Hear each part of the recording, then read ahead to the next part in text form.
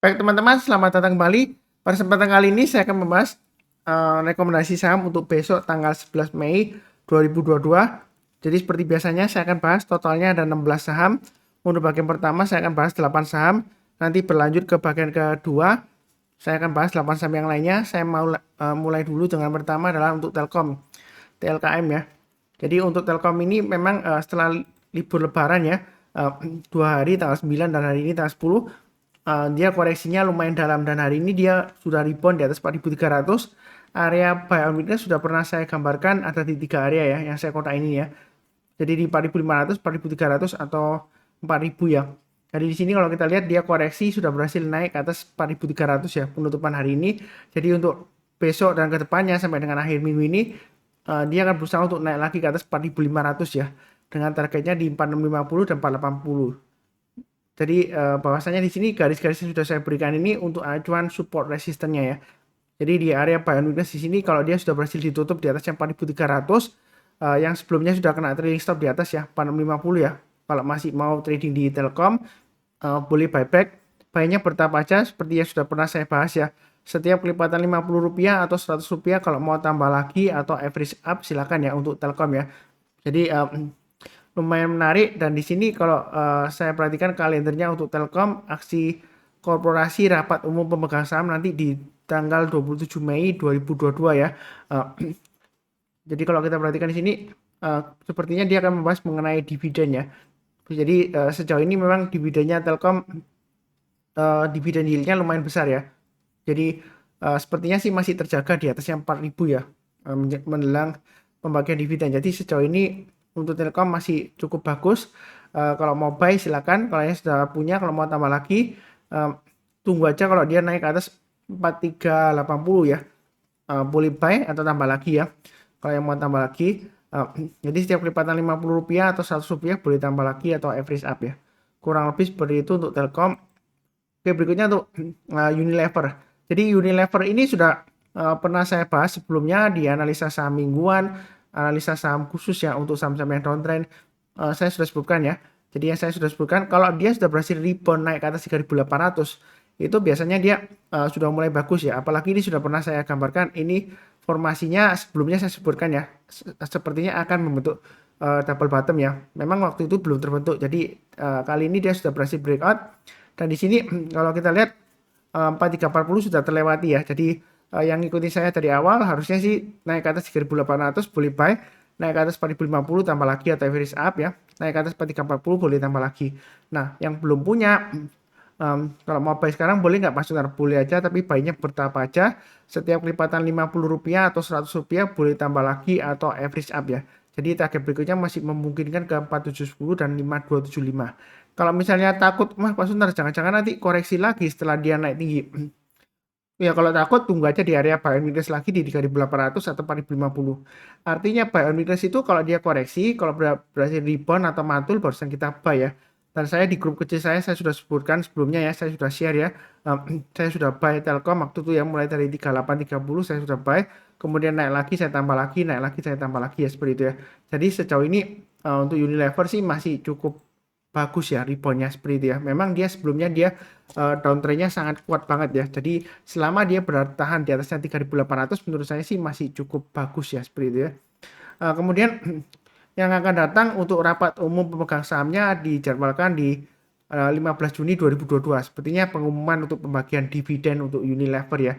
Biasanya dia dividen selalu dibagikan ya dan 1 tahun dia bagikan 2 kali sekitar bulan Juni dan juga di akhir tahun ya untuk Unilever.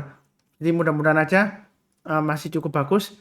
Yang sudah punya pasang aja trailing stopnya di 4.300 ya kurang lebih ya, atau ikutin garis saya 4340, kemudian kalau turun lagi di bawahnya 4.200 ya silakan jual lagi ya seperti itu ya. Jadi pasang trailing stopnya bertahap ya. Kalau belinya barusan beli ya pasang stop lossnya bertahap aja. Intinya selama dia bertahan di atas 3.800 sebetulnya untuk Unilever ini masih ada harapan untuk naik lagi ke sekitar 5.275 ya. Itu resistennya ya. Kalau dia berhasil breakout lagi ke atas 5.275 boleh tambah lagi atau average up boleh ya. Jadi untuk Unilever memang masih cukup berat ya seperti itu ya. Tapi dia sudah ada perbaikan fundamentalnya, mudah-mudahan aja dia rebound naik lagi ya. Seperti itu ya. Kurang lebih cukup. Berikutnya untuk BBNI. Jadi BBNI ini sudah saya gambarkan juga area buy on weakness-nya ada 3 ya. 8825, 8450 dan juga 7950. Jadi yang ngikutin saya kalau dikasih koreksi saya kan sudah sebutkan sebelumnya. Jadi kalau trading di saham itu strateginya ada 2, buy on weakness atau buy high sell higher. Nah, buy on weakness itu kalau dia koreksi, dia berhasil rebound, barusan kita buy ya. Ini areanya sudah saya berikan seperti itu ya. Dan sebelumnya memang di atas ya saya sudah sebutkan jangan lupa pasang trailing stopnya ya. Jadi kalau sudah pasang ya, ini kesempatan untuk buyback ya. 8450 ke atas buy, 8825 tambah lagi. Kalau yang belum punya, kalau mau buy untuk BBNI ya, saran saya ada 2, tunggu buy on weakness lagi di area 8450. Kalau dia koreksi ya, berhasil rebound, barusan kita buy atau buy high sell higher. Jadi kalau dia berhasil tembus lagi atau breakout ke atas 9000, kalau yang belum punya, kalau mau trading buy ya, boleh aja. Setiap kali Rp50 atau Rp100 boleh tambah lagi atau average up. Jadi sejauh ini MA20-nya ya, garis biru ini masih mengarah ke atas. Jadi pada bahasanya dia koreksi sebelumnya itu masih cukup wajar ya. Karena sebelumnya dia sudah naik tinggi ya, menjelang libur lebaran ya. Jadi untuk BBN ini apakah masih bisa naik lagi selama dia bertahan di atas 7950, pastinya sih dia masih cukup bagus ya. Koreksi maksimum di sana. Nah, tapi kita jangan terlalu kaku ya. Dalam arti kalau nggak dikasih ya kita tunggunya di area yang sudah saya kotain di sini aja 8450 ke atas ya. Kalau misalnya Pak Sunar saya belum punya, kalau mau buy tunggu aja naik ke atas 9000 atau kalau dia koreksi kembali kita belinya kalau sudah berhasil rebound atau mantul ke atas 8450 ya. Seperti itu ya. Kalau nggak dikasih ya buy high sell higher naik ke atas 9000 kita buy, setiap kelipatan Rp50 atau Rp100 boleh tambah lagi atau average up ya seperti itu ya. Kurang lebih cukup. Berikutnya untuk Pegas ya. Jadi Pegas ini sebenarnya saya sudah punya Pegas ya. Tapi sayang tadi saya jual kena trailing stop terus terang aja ya. Tapi saya belum buyback. Kemudian dia waktu itu dia naik ya. Ya naik ya sudah nggak apa-apa lah. Sudah berarti saya ketinggalan. Tapi saya masih profit ya. Karena waktu itu saya belinya mulai dari 1345 ke atas. Kemudian saya tambah lagi dan seterusnya ya. Jadi masih cukup bagus lah ya. Jadi naik lagi apakah saya buyback? Saya belum ya. Karena saya terus terang aja dananya saya belinya ke Unilever ya, agak banyak yang terakhir ya.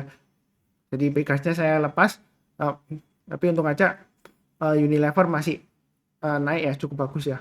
Jadi di sini untuk Unilever, maaf, untuk Pegas ya di sini ya. Kalau kita perhatikan, kalau yang mau buy sekarang boleh buy-nya bertahap aja, naik ke atas 1545 tambah lagi. Target price berikutnya di 1600 ya. Jadi kalau dia naik lagi ke atas 1600 boleh tambah lagi atau average up ya. Target berikutnya di 1640.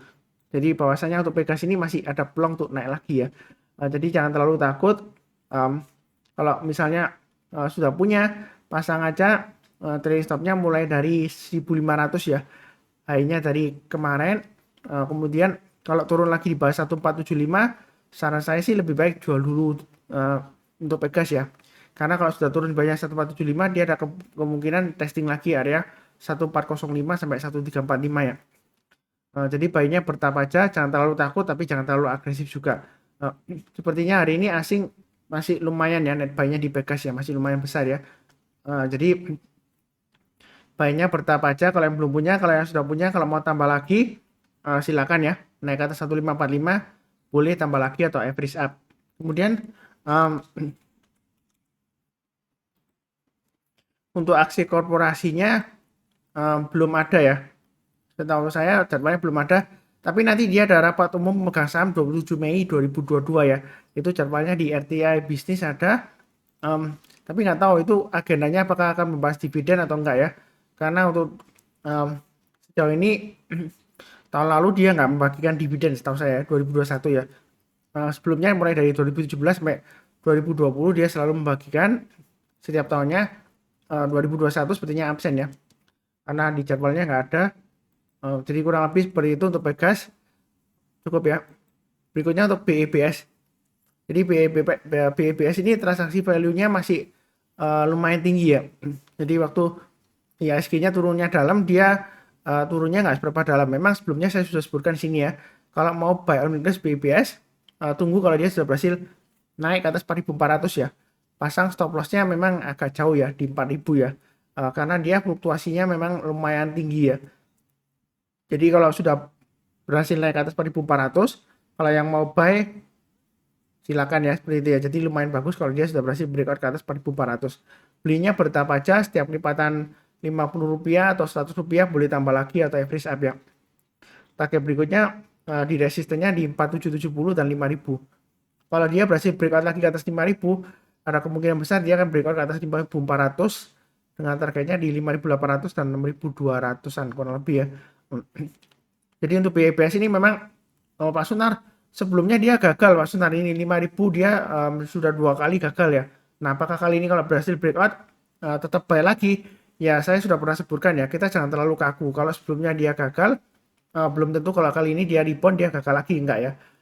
Jadi bahasanya kalau kita beli ya bertahap aja sesuai dengan garis-garis yang sudah saya berikan ya. Ini angkanya kalau misalnya buram nggak jelas ya, resolusinya dinaikkan karena ada komen yang bilang angkanya nggak kebaca Pak Sunar, buram nggak jelas. Di resolusinya dinaikkan ke 1080p ya, harusnya jelas ya, terbaca ya. Kalau sudah dinaikkan resolusi maksimum. Jadi bahwasanya tuh BBS ini mau buy on weakness masih ada kesempatan, tapi tunggu aja kalau dia sudah berhasil naik ke atas 4.400 ya untuk BBS ya. Kemudian dia akan mengadakan maaf, dia akan mengadakan rapat umum pemegang saham ya tanggal 12 Mei 2022 ya. Jadi saya nggak tahu agendanya apa. Sejauh ini sih kalau saya lihat dari price action-nya sih masih ada kemungkinan ya kalau dia sudah berhasil naik ke atas 4.400 ke atas ya, kurang lebih sih seperti itu. Tapi perlu diperhatikan ya kalau dia sudah turun di bawahnya 4.000 apalagi kalau di bawahnya 3.880, lebih baik jual dulu semuanya ya, karena kalau dia sudah turun di bawahnya 3.880 ini turunnya bisa dalam ya. Jadi 4.000 sampai 3.880 itu areanya untuk support psikologisnya ya. Jadi kalau turun di bawahnya lebih baik jual dulu semuanya. Itu untuk BIPS. Oke, berikutnya untuk ITMG ya. Jadi ITMG masih cukup kuat ya. Karena memang untuk sektornya energi ini apalagi batu bara ya, dia masih cukup bagus ya. Jadi dividennya dia sudah lewat dan ini gapnya sudah tertutup juga ya. Jadi kalau kita perhatikan area buy and weakness sudah saya berikan di 27750 ya, ini saya kotakin atau di 26.000. Jadi kalau dia sudah berhasil naik lagi ke atas 27750, yang mau trading buy di ETMG silakan ya. Jadi setiap kelipatan Rp100 kalau mau tambah lagi atau average up silakan ya. Yang belum punya posisi sekarang boleh buy and weakness lagi di area 27750 atau 26.000 ya. Artinya kalau dia koreksi kemudian berhasil rebound barusan kita buy atau buy high sell higher ya. Naik ke atas 29.000 boleh buy. Kemudian kalau kita lihat di sini swing high-nya naik lagi ke atas 29.350 boleh tambah lagi atau average up ya. Targetnya masih memungkinkan ke 30.500. Nah, di sini menariknya kalau dia berhasil breakout ke atas 30.500, apakah masih bisa naik lagi? Masih bisa ya. Targetnya masih bisa ke 32.200. Jadi ini sudah saya gambarkan di targetnya di sini ya. Di masa kejayaannya sebelumnya di 2018 ya. Jadi masih peluang. Dan saya sudah pernah bahas juga untuk ITMG ini secara garis besar ya. Kalau kita lihat dari monthly-nya ini ya, memang potensial kenaikannya kelihatannya kok masih susah naik Mas Unar. Tapi kalau kita lihat di sini ada formasi besar ya, double bottom W besar ya. Jadi kalau breakout ke atas 32.200, dia masih ada kemungkinan bisa naik ke 57.950 ya. Di masa kejayaannya dulu di 2010 ya. Jadi masih memungkinkan sebenarnya ya. Jadi jangan terlalu takut ketinggian, tapi jangan terlalu agresif ya seperti itu ya.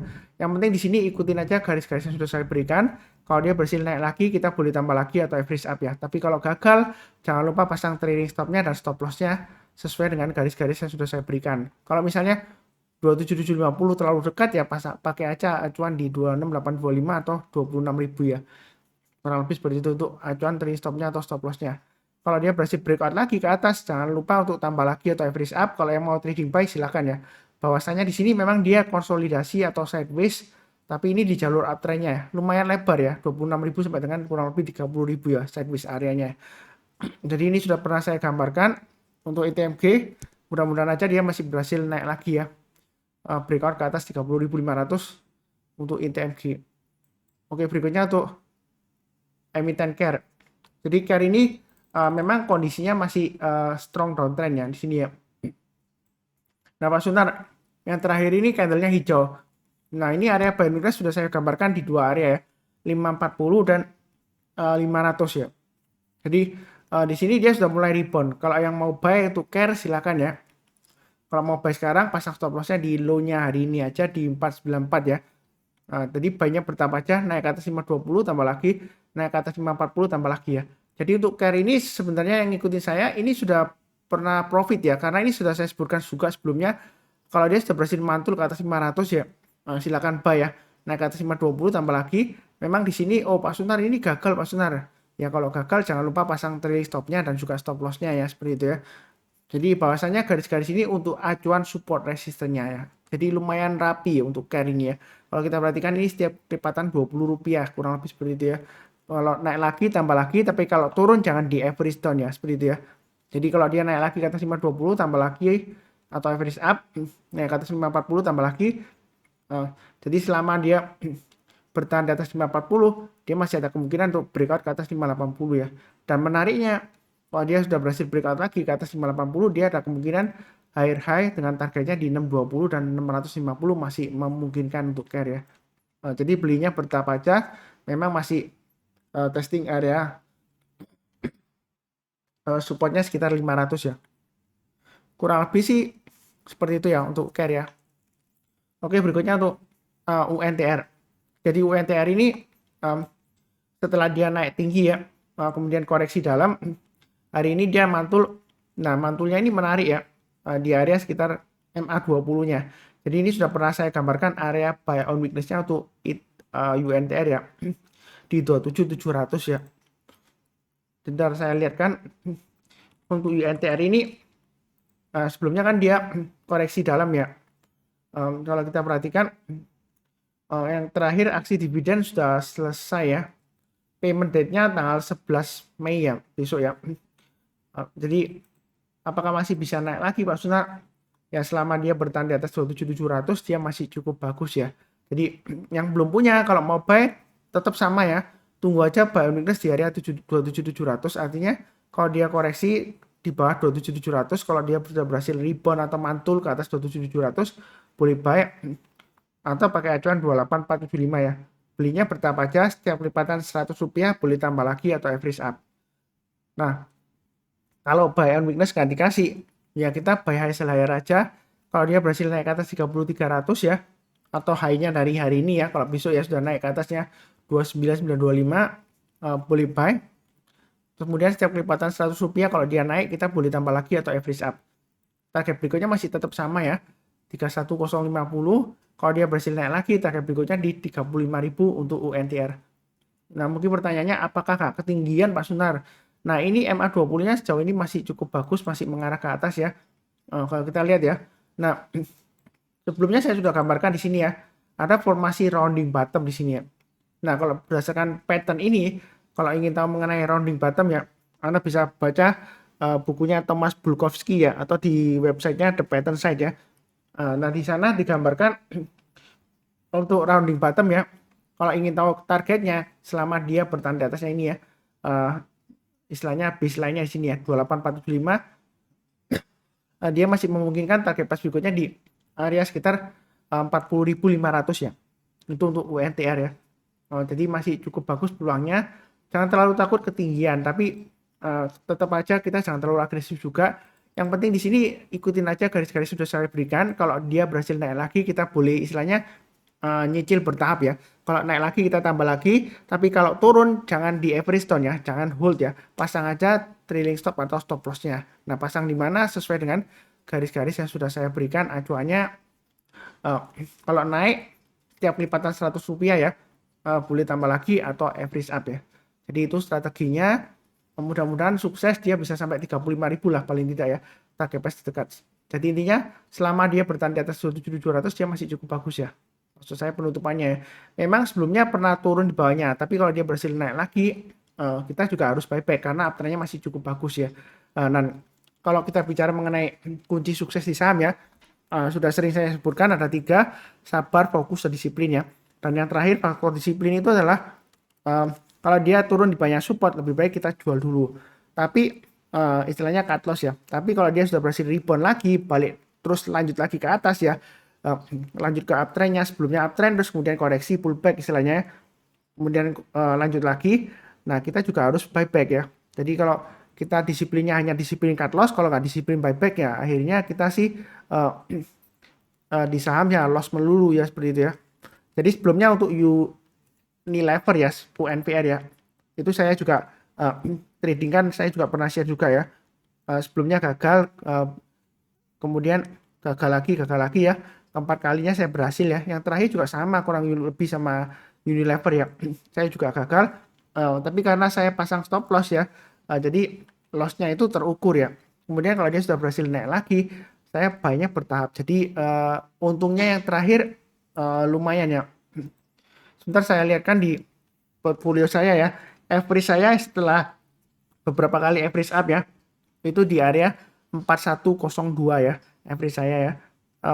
Jadi profitnya sih lumayan, sekitar 6,7 6,5% lah ya. Seperti itu ya. Kalau bersih ya sekitar 6,4%-an.